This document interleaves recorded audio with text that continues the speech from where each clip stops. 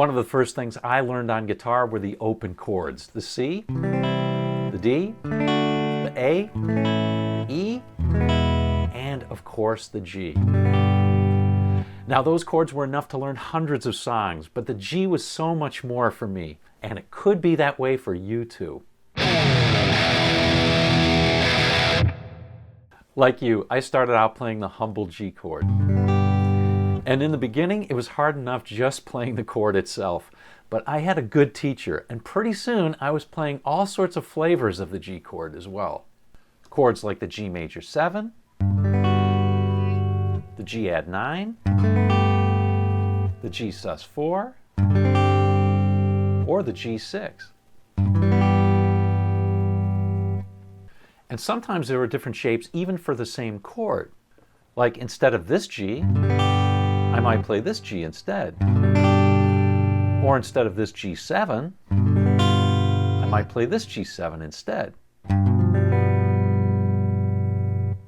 Now what's cool is that it taught me I could often start with a G shape and then play some of those other chords to make my play more fun and interesting.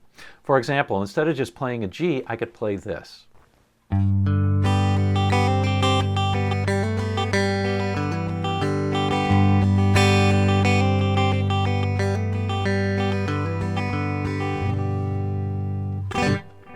So that's pretty cool, and it's really fun to do. But it's not just limited to G. However, the G was special. Here's why.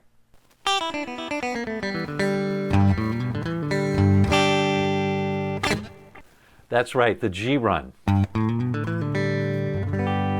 Made famous by Lester Flatt. And it illustrates something that doesn't occur to many players, that chords and scales are related. They think chords are for rhythm, scales are for solos. But the shape and those bluegrass licks connected with what I already knew, that I could play those other notes when I was just playing a G chord. So I began to think about chords and melodies during solos, not just scales. Now this is subtle, but it's a very important breakthrough.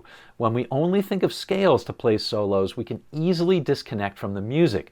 But when we think in terms of melodies and chords, it's easier to relate to the harmony that the rest of the band is playing and sound much more musical when we play.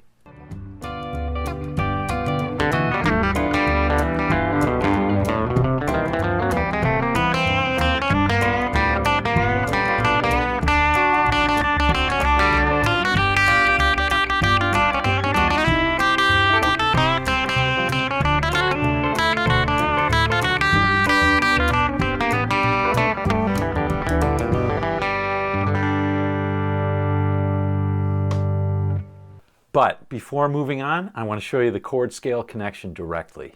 Here's a G major pentatonic scale. Now here's the G chord on top of it.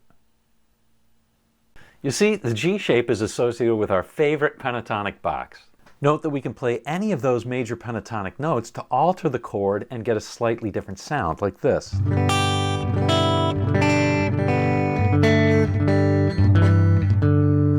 And we can do it either for lead or for rhythm play.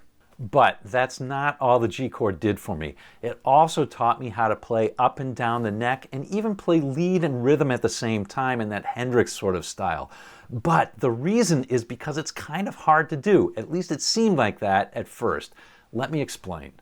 The most common chord shapes that people learn how to play up and down the neck are the E shape and the A shape, because they could become bar chords. Like, for example, this E becomes a G here and an A here, and this A becomes a C here and a D here.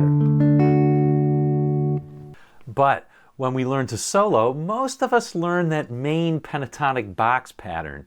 And we saw earlier that's associated with the G shape. So maybe we should learn to do a bar chord with the G chord. The problem with using a G as a bar chord is you've really got to stretch to get it. It's hard.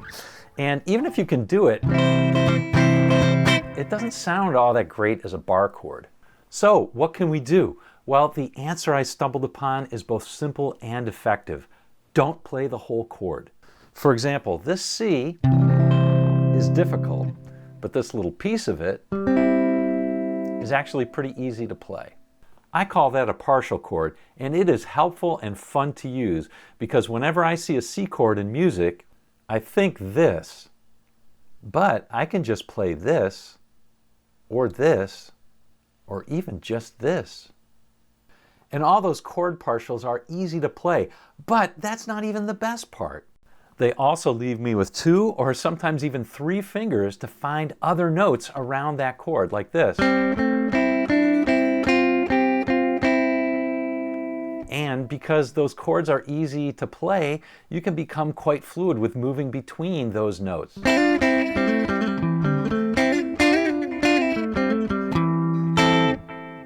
And that's really the essence of that Hendrix style of playing chords and lead at the same time, like in Little Wing. We play simple chords and then we add notes to them, just like we did in the first position in the beginning of this video.